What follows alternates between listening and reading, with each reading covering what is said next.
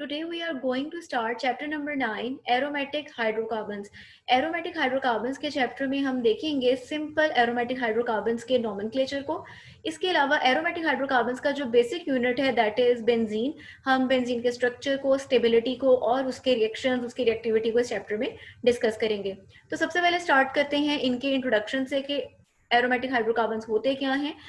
Aromatic hydrocarbons में जो आपको टर्म एरोमेटिक दिखाई दे रही है वो ग्रीक वर्ड एरोमा से निकली है और एरोमा वर्ड का मतलब होता है फ्रेग्रेंट.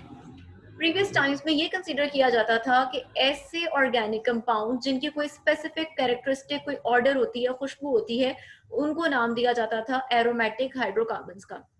लेकिन बाद में ये चीज सामने आई कि जरूरी नहीं है कि सिर्फ हम फ्रेग्रेंस की बेस पर उनको एरोमेटिक हाइड्रोकार्बन्स का नेम दे दें, क्योंकि हमारे पास कुछ ऐसे एरोमेटिक हाइड्रोकार्बन्स भी हैं जिनकी कोई खुशबू नहीं होती, दे आर ऑर्डरलेस, और हमारे पास कुछ ऐसे कंपाउंड्स भी हैं जिनकी फ्रेग्रेंट ऑर्डर तो होती है लेकिन वो एरोमेटिक्स की कैटेगरी में नहीं आते. दूसरी चीज जो हमारे सामने आई वो ये थी कि जो हाई मॉलिक्यूलर मैसेज वाले, जो बड़े मॉलिक्यूलर मैसेज वाले एरोमेटिक कंपाउंड से जब उनकी डिग्रेडेशन की गई, यानी उनको ब्रेक डाउन जब किया गया, तो हमारे पास उन्होंने जो प्रोडक्ट्स दी उनमें बेंजीन या बेंजीन से रिलेटेड कोई ना कोई स्ट्रक्चर लाजमी तौर पर मौजूद था. तो इससे ये चीज सामने आई कि एरोमेटिक कंपाउंड्स के अंदर बेंजीन या उससे रिलेटेड स्ट्रक्चर लाजमी तौर पर एग्जिस्ट करता है. अब बेंजीन से मुराद क्या है? बेंजीन आप लोग देख चुके हैं, 6 कार्बन कंटेनिंग कंपाउंड जिसमें alternate double and single bonds exist करते हैं, उसकी हम यहाँ बात कर रहे हैं. कि जब हमने देखा कि एरोमेटिक हाइड्रोकार्बन्स की डिग्रेडेशन की जाती है तो हमारे पास इस तरह का यूनिट लाजमी होता है जिसको हम नाम दे रहे हैं बेंजीन, जिसके बारे में हमने कहा कि 6 मेंबर्ड कार्बन बेस्ड रिंग है जिसमें alternate double and single bonds exist करते हैं. तो हम कह सकते हैं कि ये जो हमारे पास एरोमेटिक हाइड्रोकार्बन्स की क्लास है उसका जो बेसिक, जो उसका पेरेंट मेंबर है वो बेंजीन है, और बाकी जितने एरोमेटिक हाइड्रोकार्बन्स हैं वो इसी से रिलेटेड या इसी से डिराइव्ड है. इनका जो बेसिक बिल्डिंग ब्लॉक है वो क्या है? बेंजीन है. तो जहां से आपके पास जो एरोमेटिक हाइड्रोकार्बन्स है उनकी मॉडर्न डेफिनेशन आती है that is aromatic hydrocarbons include benzene and all those compounds that are structurally related to benzene. यानी अब हमारे पास डेफिनेशन जो है एरोमेटिक हाइड्रोकार्बन्स की वो फ्रेग्रेंस की बेस पर नहीं है, बल्कि किस बेस पर है कि एरोमेटिक हाइड्रोकार्बन्स को हम इस बेस पे क्लासिफाई कर रहे हैं कि या तो उसमें बेंजीन या बेंजीन से रिलेटेड स्ट्रक्चर एग्जिस्ट करें. और बेंजीन क्या है उसके बारे में अब आप अच्छी तरह से जान चुके हैं कि C6H6 को कहते हैं. 6 मेंबर ड्रिंक होता है, हर जो कॉर्नर होता है वहां पर कार्बन मौजूद होती है, कार्बन्स ने एक बॉन्ड हाइड्रोजन के साथ बनाया हुआ होता है और बाकी कार्बन्स ने बॉन्ड्स आपस में बनाए होते हैं. हर कार्बन ने एक सिंगल बॉन्ड बनाया होता है, 2 डबल बॉन्ड बनाए होते हैं और एक सिंगल बॉन्ड हाइड्रोजन के साथ, और यूं हमारे पास 4 बॉन्ड कार्बन्स के पूरे हो जाते हैं. ठीक है, और हम ये स्ट्रक्चर प्रीवियसली 7th चैप्टर में पढ़ भी चुके हैं. अगर आपको बेंजीन के स्ट्रक्चर में कुछ कंफ्यूजन है तो आप वहां से इसको ओपन करके रिकॉल भी कर सकते हैं. अब रह गई यहाँ पर एक बात जो यहाँ मेंशन है कि these compounds have low hydrogen to carbon ratio in their molecular formula. अब आपने बेंजीन के बारे में हमने थोड़ा सा डिस्कस कर लिया. अगर आप देखें तो बेंजीन का फॉर्मूला क्या होता है? बेंजीन का फॉर्मूला अगर आप लिखें तो वो होता है C6H6. ठीक है, अब अगर आप फॉर्मूला देखें तो फॉर्मूले से आपको दिखाई दे रहा है लो हाइड्रोजन टू कार्बन रेशियो, जबकि यहाँ तो आपको हाइड्रोजन भी 6 दिखाई दे रही हैं, कार्बन भी 6 दिखाई दे रही है और हाइड्रोजन भी 6 दिखाई दे रही है. तो इस पॉइंट का क्या मतलब है लो हाइड्रोजन टू कार्बन रेशियो? इसका मतलब ये है अगर आप इस मॉलिक्यूलर फॉर्मूला से इसका मॉलिक्यूलर मास लिखें तो वो कितना होगा? आपके पास यहाँ कार्बन कितनी मौजूद है? 6. एक कार्बन का मास कितना होता है? 12. 12 को अगर आप मल्टीप्लाई कर दें 6 के साथ तो ये आपके पास क्या आ जाएगा? ये आपके पास जितनी यहाँ इस टाइम टोटल कार्बन मौजूद हैं उनका मास आ जाएगा. प्लस प्लस आप किसका मास यहाँ लिखेंगे? हाइड्रोजन का. हाइड्रोजन, एक हाइड्रोजन का मास होता है 1, और यहाँ पर आपके पास टोटल कितनी हाइड्रोजन मौजूद हैं? यहाँ पर आपके पास 6 हाइड्रोजन मौजूद हैं. तो आपके पास ये आ गई टोटल हाइड्रोजन का मास आ गया. ठीक है, अगर आप इनको सिंप्लीफाई कर लें, सॉल्व कर लें, तो आपके पास आंसर आता है 78. ठीक है, ये किसका हमने आंसर निकाला है? ये हमने कहा कि एरोमेटिक हाइड्रोकार्बन्स का बेसिक यूनिट है बेंजीन. बेंजीन का जो हमने लिखा C6H6, उसका मॉलिक्यूलर फॉर्मूला लिखा. ये हमने उस मॉलिक्यूलर फॉर्मूला की बेस पर उसका क्या निकाला है? ये उसका हमने निकाला है मॉलिक्यूलर मास. अब हम ये क्यों पढ़ रहे हैं, क्योंकि हम ये देखना चाह रहे हैं कि कैसे इसके अंदर low hydrogen to carbon ratio exist कर रही है। अब हम इसके लिए क्या करेंगे, इसके लिए हम एक और यहाँ पर बना लेते हैं। सबसे पहले हम देखते हैं कि हमारे पास हाइड्रोजन की रेशियो किस तरह से कम है। तो वो इस तरह से है कि अगर आप यहाँ पर देखें हाइड्रोजन टोटल, यहाँ हाइड्रोजन का मैस कितना आया, टोटल 6 हो गया total mess, divided by total mess इस पूरे कंपाउंड का कितना है 78। आपके पास यहाँ जो आंसर आए उसको आप मल्टीप्लाई कर दीजिए 100 के साथ। जब आप इसको सिंप्लीफाई करते हो तो आप देखते हो आपके पास आंसर आता है 7.6%। ठीक है, ये मैंने किसकी परसेंटेज निकाली है, मैंने इस पूरे कंपाउंड के अंदर हाइड्रोजन की परसेंटेज निकाली है। अब हम इसी तरह से यहाँ पर कार्बन की भी निकाल लेते हैं। कार्बन की परसेंटेज हम यहाँ लिख लेते हैं। कार्बन की अगर आप देखें तो यहाँ पर आपके पास 12 इंटू 6, यानी टोटल इस कंपाउंड के अंदर जो कार्बन का मैस है वो कितना है 12 इंटू 6, वो आपके पास आ जाएगा 72, डिवाइडेड बाय इस पूरे कंपाउंड का मैस कितना है 78। इसको आप मल्टीप्लाई कर दीजिए 100 के साथ, तो यहाँ पर आपके पास आ जाएगा 92%। ठीक है, और ये परसेंटेज मैंने किसकी निकाली है, ये परसेंटेज मैंने निकाली है कार्बन के लिए।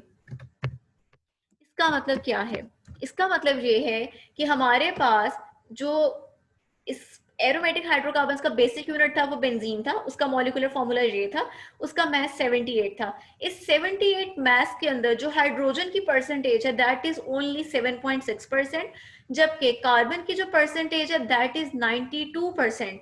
तो जहां से आप देख सकते हो क्लियरली मेंशन हो रहा है कि ये हमारे पास एक ऐसा कंपाउंड है जिसके अंदर हाइड्रोजन की जो रेशो है वो कम है, जबकि कार्बन की रेशो क्या है, ज्यादा है। तो ये अब आप लाइन पढ़िए, अब आपको क्लियर होगी। These compounds have low hydrogen to carbon ratio in their molecular formula, कि ये हमारे पास चूंकि हमने कहा कि इनका बेसिक यूनिट बेंजीन है, तो इनके अंदर कार्बन की परसेंटेज ज्यादा होती है कंपेयर्ड विद हाइड्रोजन। हाइड्रोजन की परसेंटेज इनमें क्या होती है, कम होती है। अब हम आगे देखेंगे इनके जो हमारे पास जिसकी बेसिक एग्जांपल्स हैं उनके बारे में देखते हैं। यहाँ पर आपको कुछ कंपाउंड्स दिए गए हैं, जैसे आप एग्जांपल देखें। सबसे पहले जो आपको यूनिट दिया गया है वो दिया गया है बेंजीन। अच्छा, अब आपने स्ट्रक्चर्स की बहुत अच्छे तरीके से प्रैक्टिस करनी है। आपने जब भी स्ट्रक्चर बनाना है आपने इसके 6 कॉर्नर्स ही बनाने हैं, 1 2 3 4 5 6। आप चाहें तो दरमियान में alternatively double and single bonds draw कर सकते हैं, और या फिर आप ये रिंग भी बना सकते हैं। ठीक है, आपने हरगिज ऐसा नहीं करना कि आप दरमियान में रिंग भी बना दें और आप साथ में alternate double and single bond बना दें, नो, वो गलत है। आपने या तो एक वक्त में रिंग बनाना है, दरमियान में रिंग का मतलब भी वही है, या फिर आपने डबल एंड सिंगल बॉन्ड्स बनाने हैं। यहाँ पर आपको देखिए एक और एग्जांपल दी गई है नेफ्थलीन की। नेफ्थलीन में देखिए आपके पास 2 बेंजीन रिंग पाए जा रहे हैं जो कि आपस में बिल्कुल फ्यूज हुए हुए हैं। ये देखिए स्ट्रक्चर टोलुइन, टोलुइन में आपके पास बेंजीन रिंग है और यहाँ पर क्या मौजूद है, उसके साथ मिथाइल ग्रुप CH3 मौजूद है। ये देखिए यहाँ पर क्या है, एक बेंजीन रिंग और दूसरा बेंजीन रिंग है। ये देखिए फ्यूज नहीं हुए बल्कि इस कार्बन और इस कार्बन ने आपस में क्या की हुई है, बॉन्ड बनाया हुआ है। फ्यूज में क्या होता है कि जो यहाँ कार्बन मौजूद है वो इस मेंबर का भी पार्ट, इसका स्ट्रक्चर का भी मेंबर है और इस स्ट्रक्चर का भी मेंबर है। यहाँ पे भी जो कार्बन है वो इस स्ट्रक्चर का भी पार्ट है, इसका भी पार्ट है। ये होता है फ्यूज का केस। जबकि यहाँ पर क्या है, इसकी कार्बन और इसकी कार्बन आपस में फ्यूज नहीं है बल्कि वो क्या बना रहे हैं, बॉन्ड बना रहे हैं। इसको आप क्या नाम देते हैं, बाईफिनाइल का। ठीक है, अब ये स्ट्रक्चर यहाँ बेसिक पढ़ने का मकसद क्या था, यहाँ ये वो बता रहे हैं। आपने कहा कि एरोमेटिक हाइड्रोकार्बन्स वो होते हैं जिनमें या तो बेंजीन या वो सब कंपाउंड है जो बेंजीन से रिलेटेड हैं। तो अब आप देखें ये सारे कंपाउंड, ये सारे क्या है, ये एरोमेटिक हाइड्रोकार्बन्स है। तो अगर आप नेफ्थलीन में देखो तो उसमें भी बेसिक यूनिट क्या है, बेंजीन। टोलुइन देखो तो उसमें बेसिक यूनिट क्या दिखाई दे रहा है आपको, बेंजीन। बाईफिनाइल देखो तो उसमें आपको एक ये बेंजीन और एक ये बेंजीन। तो हम कह सकते हैं कि अकॉर्डिंग टू द डेफिनेशन, ये हमारे पास सारी एग्जांपल्स इस बात को जस्टिफाई कर रही हैं कि एरोमेटिक हाइड्रोकार्बन्स के अंदर they are somehow related to benzene. उनमें या तो benzene as a parent member होगा या फिर हमारे पास कोई ना कोई उसके अंदर बेंजीन से रिलेटेड कंपाउंड एग्जिस्ट कर रहा होगा। अब आगे हम देखते हैं, जहां पर कुछ हमें एग्जांपल्स दी गई हैं कि हमारे पास जो एरोमेटिक हाइड्रोकार्बन्स है उनको हम किस तरह से क्लासिफाई कर सकते हैं, वो देखते हैं। यहाँ पर चूंकि आप कह रहे हैं कि एरोमेटिक हाइड्रोकार्बन्स की जो बेसिक्स हैं वो क्या है, बेंजीन है। तो बेंजीन जो है उसकी अगर हम बात करें तो इसकी रेगुलर प्लानर हेक्सागोनल स्ट्रक्चर यानी 6 कॉर्नर्स होते हैं। और इसके अलावा हमारे पास आ जाता है कि हम बेंजीन रिंग की बेसिस पर हमने अपने एरोमेटिक हाइड्रोकार्बन्स को किस तरह से क्लासिफाई किया है। हमारी फर्स्ट कैटेगरी आ जाती है monocyclic aromatic hydrocarbons and their derivatives, यानी ऐसे हाइड्रोकार्बन्स जिनके अंदर सिर्फ एक रिंग एक साइक्लिक स्ट्रक्चर एग्जिस्ट कर रहा है। और बी कैटेगरी हमारे पास आ जाती है पॉलीसाइक्लिक एरोमेटिक हाइड्रोकार्बन्स जिनके अंदर एक से ज्यादा साइक्लिक स्ट्रक्चर्स एग्जिस्ट कर रहे होंगे। सबसे पहले हम स्टार्ट करेंगे मोनोसाइक्लिक एरोमेटिक हाइड्रोकार्बन्स को, इसकी डेफिनेशन देखेंगे और इसके साथ में हम एग्जाम्पल देखेंगे। Aromatic hydrocarbons containing one benzene ring in their molecules are called monocyclic aromatic hydrocarbons, for example benzene and its derivatives। ये जो इस टाइम आपको सारी एग्जांपल्स दिखाई दे रही हैं, ये सब एग्जांपल्स कौन सी कैटेगरी में आती हैं, मोनोसाइक्लिक एरोमेटिक हाइड्रोकार्बन्स में। उसकी रीजन क्या है, इन सब में आपको एक साइक्लिक स्ट्रक्चर, एक बेंजीन रिंग दिखाई दे रहा है। ठीक है, अब हम इन स्ट्रक्चर्स को देखते हैं। ये बहुत ज्यादा इंपॉर्टेंट है, ये आपको इनको आप अच्छे से प्रिपेयर करेंगे क्योंकि आगे आपके रिएक्शंस में भी यूज होंगे। देखें, अगर आपके पास बेंजीन के साथ मिथाइल ग्रुप लगा हो CH3, तो आप इसको क्या नाम देते हैं, टोलुइन का। ठीक है, अगर आपके पास बेंजीन के साथ OH ग्रुप लगा हो तो इसको आप नाम देते हैं फिनोल का। कीप इन माइंड कि आपने यहाँ पर बॉन्डिंग लाजमी शो करनी है। आपने ऐसा नहीं करना कि आप इस सिक्स्थ वाले इस कॉर्नर के ऊपर ही OH लगा दें, दैट विल बी रॉन्ग। आपने क्या करना है, आपने बेंजीन ड्रॉ करनी है। ड्रॉ करने के बाद आपने एक बॉन्ड बनाना है, बॉन्ड के साथ आपने दिया गया सब्स्टिट्यूएंट अटैच करना है। सेकेंड, अगर आपके पास बेंजीन रिंग के साथ NH2 ग्रुप अटैच हो तो उसको आप नाम देते हैं एनिलीन का। अगर आपके पास बेंजीन के साथ कार्बोक्सिलिक ग्रुप अटैच हो यानी कार्बन, उसके साथ यहाँ पर डबल बॉन्ड के साथ ऑक्सीजन मौजूद हो और इधर आपके पास सिंगल बॉन्ड के साथ OH मौजूद हो, ठीक है, जिसको उन्होंने कंबाइन करके क्या मेंशन किया है, COOH, carboxylic group. Carboxylic groups के जो होते हैं, जैसे आपने पढ़ा एसिटिक एसिड, फॉर्मिक एसिड, उनके नाम के आखिर आप क्या लगा रहे थे, IC, एक एसिड। तो सिमिलरली बेंजीन, यहाँ तक बेंजो का मतलब क्या है, ये आपके पास क्या था, बेंजीन, और एक एसिड से मुराद क्या है कि इसके आखिर में क्या पाया जा रहा है, कार्बोक्सिलिक एसिड मौजूद है। सिमिलरली बेंजेल्डिहाइड, बेंजेल्डिहाइड में क्या है, आपने पहले बनाना है बेंजीन का स्ट्रक्चर और ऊपर क्या है, C डबल बॉन्ड O, और इसके साथ यहाँ पर एक हाइड्रोजन, यानी फर्ज कर लीजिए यहाँ पर क्या मौजूद है, सिंगल बॉन्ड है, और उस सिंगल बॉन्ड के बाद क्या मौजूद है, हाइड्रोजन, जिसको उन्होंने कलेक्टिवली कैसे शो किया है, CHO के साथ। तो यहाँ पर क्या है कि शुरू में बेंजीन है और आखिर में क्या है, एक एल्डिहाइड इसके साथ अटैच है। नेक्स्ट हमारे पास आ जाता है बेंजीन सल्फोनिक एसिड। ये सारा पार्ट बेंजीन, सल्फोनिक एसिड आप किसको कह रहे हैं, इतने पार्ट को, SO3H को। तो इन सारे स्ट्रक्चर्स को अगर आप देखें तो ये आपके पास मोनोसाइक्लिक एरोमेटिक हाइड्रोकार्बन्स की कैटेगरी में आते हैं because they only have one cyclic structure. ठीक है, इसकी एग्जांपल्स आपने अच्छे तरीके से प्रिपेयर करनी है। नेक्स्ट हमारे पास आ जाती है सेकेंड कैटेगरी जिसमें हम देखेंगे पॉलीसाइक्लिक। अब हमारे पास जो पॉलीसाइक्लिक हैं, these are aromatic hydrocarbons containing two or more benzene rings। polycyclic means यानी इनमें मल्टीपल काफी सारे साइकिल्स हो सकते हैं। तो इसमें क्या है, एक से ज्यादा होंगे, यानी 2 या 2 से जो है ज्यादा होंगे आपके पास। एक से ज्यादा मतलब 2 हो गए या 2 से ग्रेटर आपके पास बेंजीन रिंग्स इनके मॉलिक्यूल्स में एग्जिस्ट करेंगे। और इनको आगे से हम फर्दर क्लासिफाई करते हैं कि रिंग्स या तो आइसोलेटेड होंगे, एक दूसरे से सेपरेट होंगे, अलग होंगे, या फिर वो फ्यूज होंगे, एक दूसरे के साथ बिल्कुल ज्वाइन होंगे। अब ये किस तरह से होता है ये हम देखते हैं। अब इसके अंदर पॉलीसाइक्लिक में आपकी फर्स्ट हेडिंग आ जाएगी आइसोलेटेड कंपाउंड्स की। आइसोलेटेड हमारे पास कौन से हैं, आइसोलेटेड में आप देख सकते हो जैसे आपको ये स्ट्रक्चर दिखाई दे रहा है। यहाँ पर आपके पास क्या है, यहाँ पर आपके पास देखें, एक ये आपके पास बेंजीन रिंग मौजूद है और एक ये आपके पास बेंजीन रिंग मौजूद है। दोनों बेंजीन जो रिंग्स हैं उन्होंने आपस में बॉन्डिंग की हुई है। ठीक है, यानी जो कार्बन यहाँ पर मौजूद था और जो कार्बन आपके पास यहाँ पर मौजूद था उनके दरमियान क्या है, बॉन्ड बना है। ठीक है, इसको आप नाम दे रहे हैं बाईफिनाइल का। यहाँ पर आ जाए, यहाँ पर आपको एग्जांपल दी गई है डाईफिनाइल मीथेन की, यानी मीथेन के साथ एक जो बेंजीन है वो एज अ सब्स्टिट्यूएंट अटैच है और दूसरी जो बेंजीन है वो यहाँ पर एज अ सब्स्टिट्यूएंट अटैच है। ठीक है, अब यहाँ पे भी आप देखो, आपके पास इस टाइम अगर आप एक ग्लांस देखें इस कंपाउंड पे, स्ट्रक्चर पे डालें, तो स्ट्रक्चर में आपको दो रिंग्स दिखाई दे रहे हैं, लेकिन दोनों रिंग्स एक दूसरे के साथ बिल्कुल फ्यूज जुड़े हुए नहीं है, बल्कि आइसोलेटेड है। उनको CH2 ग्रुप ने आइसोलेट किया हुआ है, वो एक दूसरे से अलग हैं, सेपरेट हैं। तो अगर आपके पास इस तरह का स्ट्रक्चर हो जिसमें आपके पास आपको दो या दो से ज्यादा बेंजीन के रिंग दिखाई दे रहे हो, तो आप कहेंगे कि ये पॉलीसाइक्लिक है। लेकिन अगर वो रिंग एक दूसरे से अलग हैं, आइसोलेटेड हैं, तो वो कहलाएंगे कि these are isolated polycyclic aromatic hydrocarbons. अब हम देखते हैं दूसरी कैटेगरी जिसमें हमारे पास आ जाते हैं कि हमारे पास रिंग्स जो हैं वो फ्यूज होंगे, आपस में जुड़े हुए होंगे। Those in which the benzene rings are fused together at ortho positions so that the adjacent rings have a common carbon to carbon bonds. For example, naphthalene, phenanthrene and anthracene. अब यहाँ पर अब आपके पास क्या आ जाता है कि आपके पास देखें, इसमें भी अगर आप एक ग्लांस डालें तो यहाँ पर आपको मल्टीपल कई आपको रिंग्स दिखाई दे रहे हैं, तो इसका मतलब है ये पॉलीसाइक्लिक है। ठीक है, दूसरी चीज, रिंग इनके फ्यूज किस तरह से हैं? फ्यूज इस तरह से हैं कि अगर आप देखो तो यहाँ मैंने आपको कहा था स्टार्टिंग में कि आपके पास हर जो कॉर्नर है वहां पर क्या मौजूद है? कार्बन मौजूद है।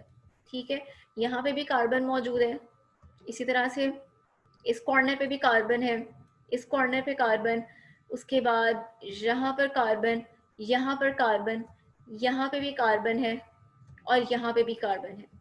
अगर अब आप इतने पार्ट को गौर करें तो ये जो मैंने कार्बन लिखी है ये इस वाले रिंग के लिए भी है और ये इस वाले रिंग के लिए भी है। ये जो मैंने कार्बन लिखी है वो इस वाले रिंग के लिए भी है, इस वाले के लिए भी है, यानी दोनों स्ट्रक्चर्स फ्यूज हुए हुए हैं, मर्ज हुए हुए हैं, दोनों जो हैं उनकी कार्बन्स क्या हैं? सेम। ठीक है, तो ऐसा स्ट्रक्चर जिसमें दोनों रिंग्स एक दूसरे के साथ फ्यूज हों उनको हम नाम देते हैं कि ये हमारे पास फ्यूज्ड एरोमेटिक हाइड्रोकार्बन्स हैं। ठीक है, जबकि दूसरा वाला जो आपने ऊपर देखा था आइसोलेटेड, उसमें क्या था? एक पूरा रिंग सेपरेट था, दूसरा पूरा रिंग सेपरेट था, उनके कार्बन्स आपस में बॉन्ड कर रहे थे।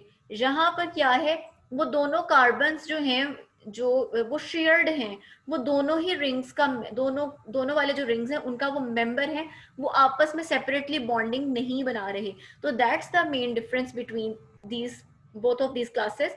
अब यहाँ पर जो आपके पास टू मेंबर्ड रिंग दिया गया है, sorry two ring based compound दिया गया है, उसको हम नाम देते हैं नेफ्थलीन का। अगर ये हमारे पास थ्री रिंग्स हों और एक रिंग इस पोजीशन पर अटैच हो तो उसको हम नाम देते हैं फेनेंथ्रीन का। और अगर हमारे पास ये तीनों रिंग्स इस तरह से इस फॉर्म में एक ही सीक्वेंस में अटैच हो तो उसको हम नाम देते हैं एंथ्रेसीन का। तो जहां तक आपने देखा कि हमारे पास एरोमेटिक हाइड्रोकार्बन्स का हिस्ट्री देखी, उसकी डेफिनेशन देखी, उसकी एग्जांपल्स पढ़ी, उसके बाद आपने देखा कि हम इनको क्लासिफाई कैसे कर सकते हैं। आपने उसमें देखा मोनोसाइक्लिक और पॉलीसाइक्लिक, और पॉलीसाइक्लिक में आपने देखा कि आइसोलेटेड स्ट्रक्चर्स भी हो सकते हैं, फ्यूज भी हो सकते हैं। अब ये जितने आपने आज स्ट्रक्चर पढ़े हैं ये बहुत ज्यादा इंपॉर्टेंट है कि आपसे शॉर्ट क्वेश्चंस में पूछे जाते हैं। अब आपका टास्क क्या है, आपको जो काम असाइन किया जा रहा है आपने उसमें क्या करना है? आपने अपनी नोटबुक्स पर सबसे पहले तो हेडिंग देनी है एग्जाम्पल्स ऑफ एरोमेटिक हाइड्रोकार्बन्स, और उसके अंदर आप कौन से स्ट्रक्चर्स लिखेंगे जो आपने पेज 170 पे पढ़े, benzene, naphthalene, toluene, biphenyl. Second आप हेडिंग देंगे अपनी नोटबुक्स पर मोनोसाइक्लिक एरोमेटिक हाइड्रोकार्बन्स की, और उसमें आप कौन कौन से स्ट्रक्चर्स ड्रॉ करेंगे जो आपको ए कैटेगरी में दिए गए हैं, toluene, phenol, aniline, benzoic acid, benzaldehyde, benzene, sulphonic acid. Next आप हेडिंग देंगे अपनी नोटबुक्स में पॉलीसाइक्लिक एरोमेटिक हाइड्रोकार्बन्स की, वहां पर आप वन हेडिंग देंगे, आगे रोमन में मेंशन करेंगे वन। वन आप लिखेंगे आइसोलेटेड रिंग, और आइसोलेटेड में आप एग्जांपल लिखेंगे बाइफिनाइल की और डाइफिनाइल मीथेन की। फिर आप टू लिखेंगे, टू में आप हेडिंग देंगे फ्यूज रिंग की, और फ्यूज रिंग में आप क्या लिखेंगे? ये तीनों एग्जांपल लिखेंगे। ये आपने स्ट्रक्चर्स की प्रैक्टिस करनी है, या आपने अपनी नोटबुक्स पे करने हैं, और कल आपने मेरे साथ ये शेयर करने हैं कि ये आपने कहाँ पर सॉल्व किए हैं। ये आपको बज़ाहिर देखने में लग रहा होता है कि अच्छा बस इस तरह ड्रॉ करना है, हम ये कर लेंगे, लेकिन जब आप इनको ड्रॉ करते हैं, आप इनकी प्रैक्टिस करते हैं, तो स्टूडेंट्स इसमें बहुत ज़्यादा मिस्टेक्स करते हैं। ठीक है, तो जो आपको काम दिया गया है वो आपने करना है, आपने स्ट्रक्चर्स को प्रॉपरली अपनी नोटबुक्स पे ड्रॉ करना है विद हेडिंग, या उनके नीचे चाहे मेंशन कर दीजिए कि ये फ्यूज रिंग की एग्जांपल है, या मेंशन कर दीजिए कि आइसोलेटेड की एग्जांपल है, लेकिन जितने स्ट्रक्चर्स आपने पढ़े हैं ये सब आपने ड्रॉ करने हैं और कल आपने क्लास में ये चेक कराने हैं। कोई क्वेश्चन हो तो वो आप पूछ सकते हैं। Thank you.